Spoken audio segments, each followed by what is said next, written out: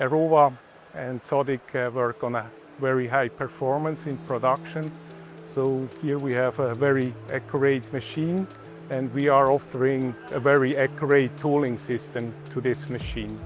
Sodick has also a high customer demand regarding accuracy, as we also offer with our products from EROWA. You have to imagine if the machine is not equipped with our tooling. For example, here on the EDM machine, he needs to do the setup of the workpiece on the machine. So he needs to align the workpiece, he needs to get the 0 point. Then of course also corresponding to the quill with the electrode.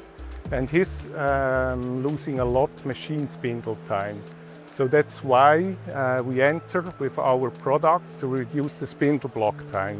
To be successful in automation, the machine table and the quill need to have a defined 0 point. So before going to automation, the workpiece needs to have a defined 0 point. In this case, where we are able then to start the NC program on the machine. Without the defined 0 point system, there's no chance to do any automation.